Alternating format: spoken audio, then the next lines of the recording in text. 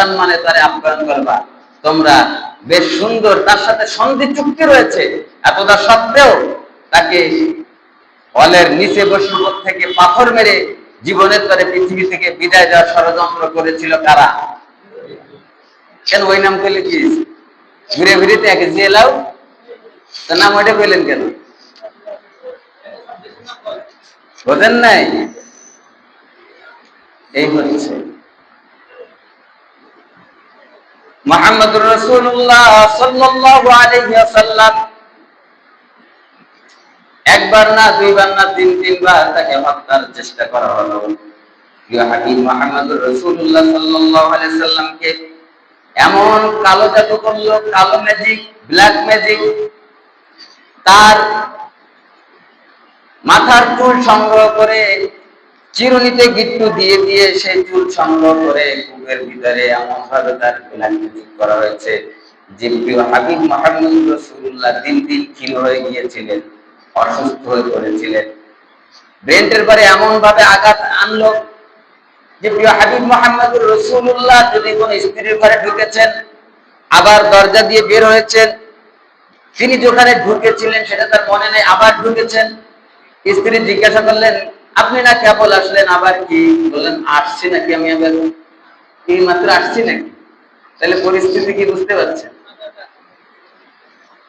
এমত অবস্থায়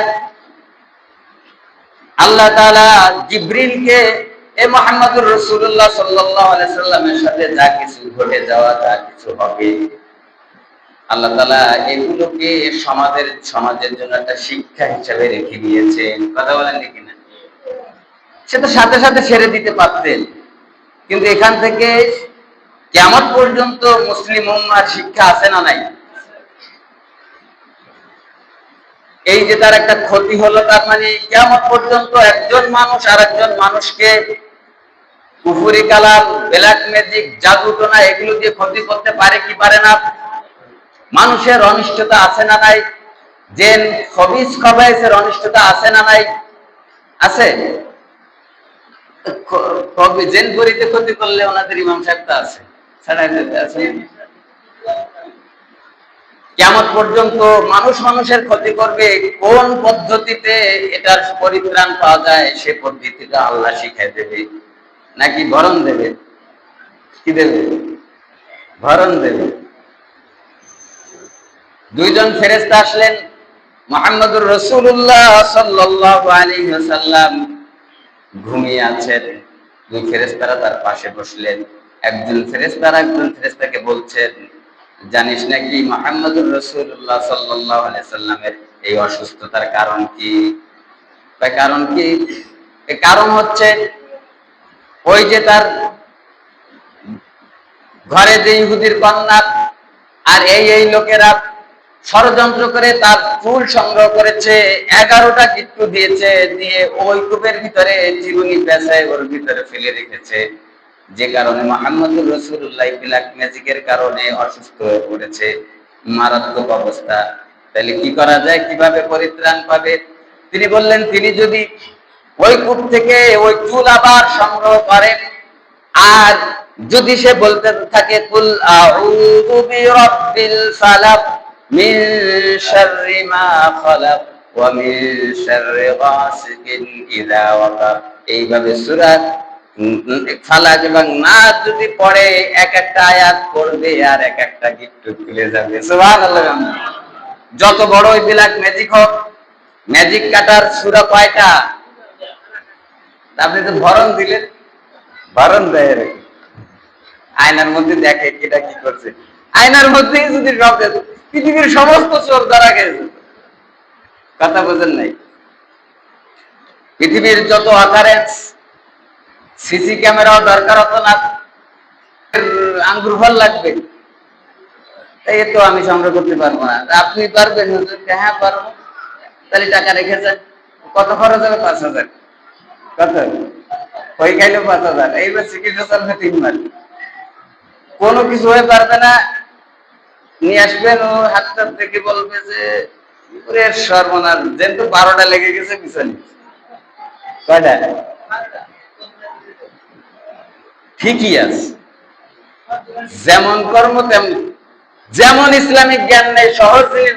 মানুষ তো খালি প্যাঁচগোছটা বেশি মনে করে, কথা বুঝছেন, সহজ পদ্ধতি অনুসরণ করে না। আল্লাহ তাআলা বলছে খুব সহজ ব্যাপার, প্রত্যেক নামাজের পরে 2টা সূরা নিয়মিত আমল করো, পড়ো, ফু দাও। কোথার কেটা জাদু টুনা করবে? জিন করি তোমার সামনে আসবে কি করে? কথা বলেন ঠিক কিনা? কিন্তু তোমার আত্মবিশ্বাস তো ওর পরে। তো মুহাম্মদুর রাসূলুল্লাহ সাল্লাল্লাহু আলাইহি সাল্লাম ঘুমে বসে এই দুইজনের কনভারসেশন, নেগোসিয়েশন শুনলেন। যখন এই সূরা শেষ হলো, কুল আউযু বিরাব্বিন নাস মালিকিন নাস ইলাহিন নাস, বলেন, মিন শাররিল ওয়াসওয়াসিল খান্নাস আল্লাযী ইউওয়াসওয়িসু ফি সুদুরিন নাস মিনাল জিন্নাতি ওয়ান নাস।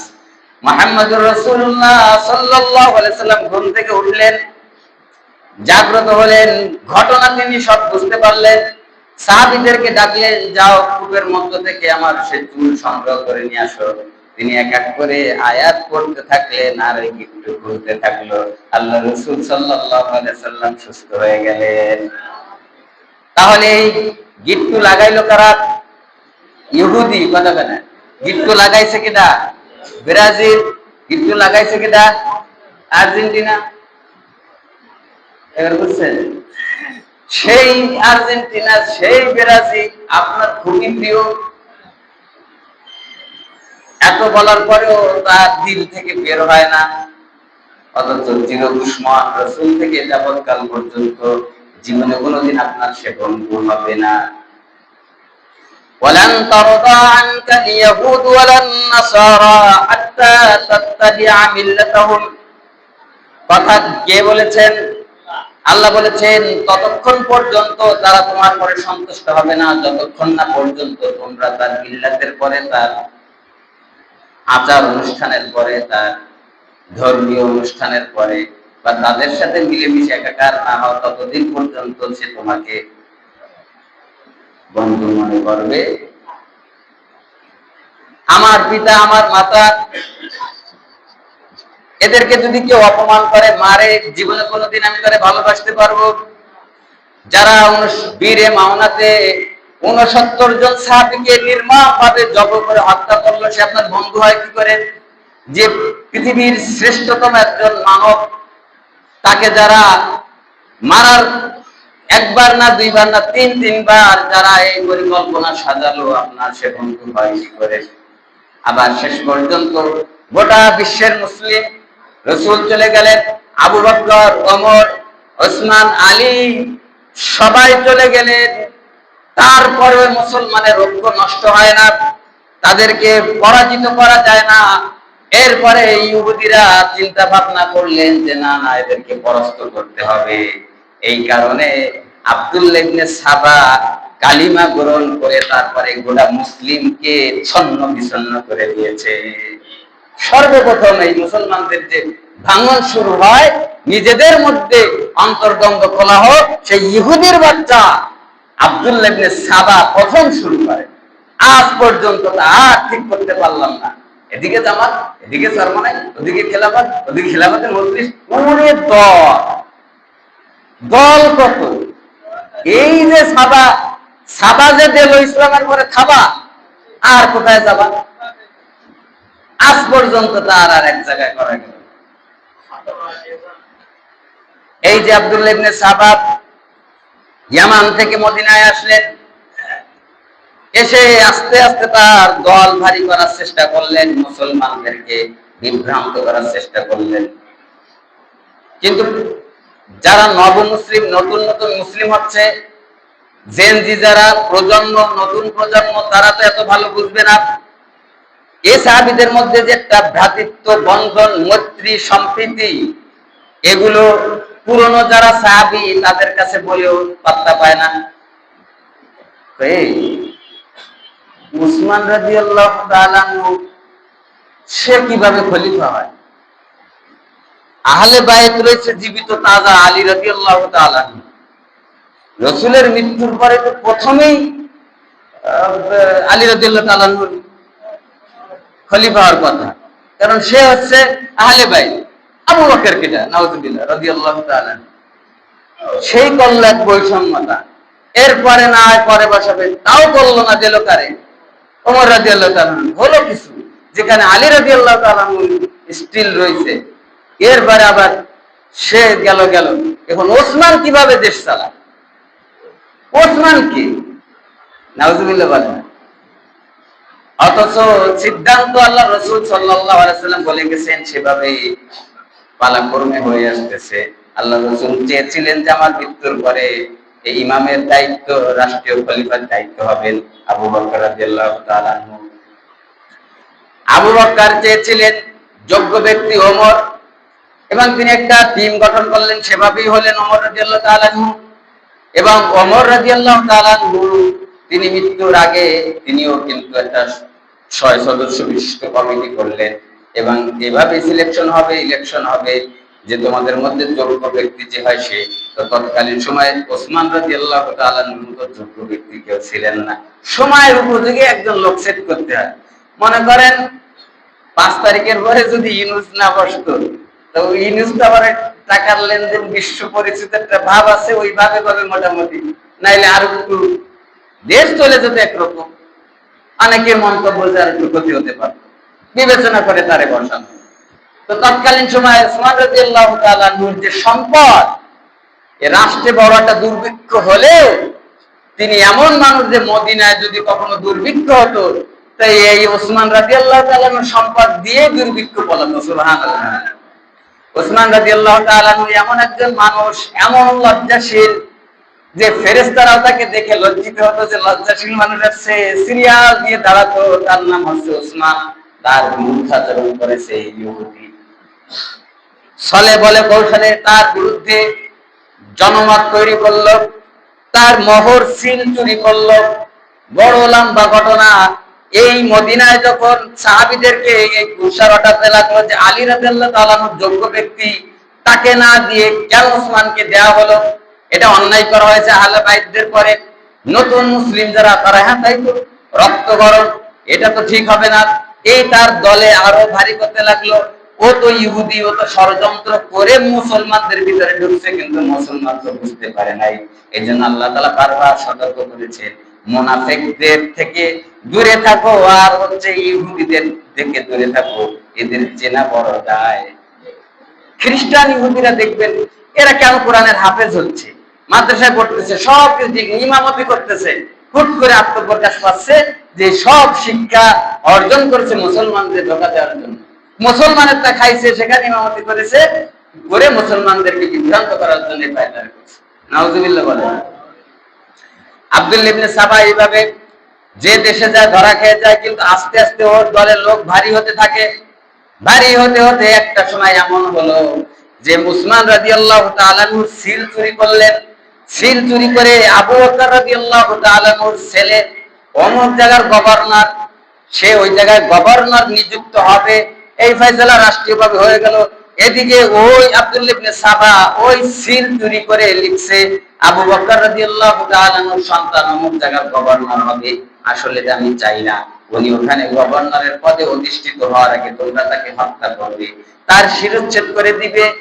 ইতি এন্ড অফ উসমান রাদিয়াল্লাহু তাআলা আনহু দিছে সিল বসায়। নাউজুবিল্লাহ। সিল কার? তার তাজা সিল। আপনি অবিশ্বাস করবেন কি করে? এই দেখেন, আপনাকে মারার ষড়যন্ত্র করেছে উসমান রাদিয়াল্লাহু তাআলা আনহু, খলিফাতুল মুসলিমিন, এত বড় ষড়যন্ত্র আপনার বিরুদ্ধে করলো। আপনি একজন খলিফার সন্তান, আবু বকর রাদিয়াল্লাহু তাআলা সন্তান, আপনাকে পৃথিবী থেকে বিদায় দেওয়ার পরিকল্পনা করেছে। মেজাজ ঠিক থাকে কি? উসমান রাদিয়াল্লাহু তাআলা ভালো জানতাম, তাহলে এইবার সে মনে মনে শত্রু হয়ে গেছে কি গেছে না? এরকম ক্লিক লাগাই দেওয়ার এ দেশে তো নাই, মনে হয় আছে। এর সাথে ওর ভালো বন্ধুত্ব সম্পর্কে, এমন এক ক্লিক লাগে, মিথ্যা কথা। সেই ক্লিকের ঠেলা ওর আজীবনের জন্য বন্ধুত্ব নষ্ট হয়ে গেছে, ভাই ভাই সম্পর্ক নষ্ট হয়ে গেছে। এরকম হয় না?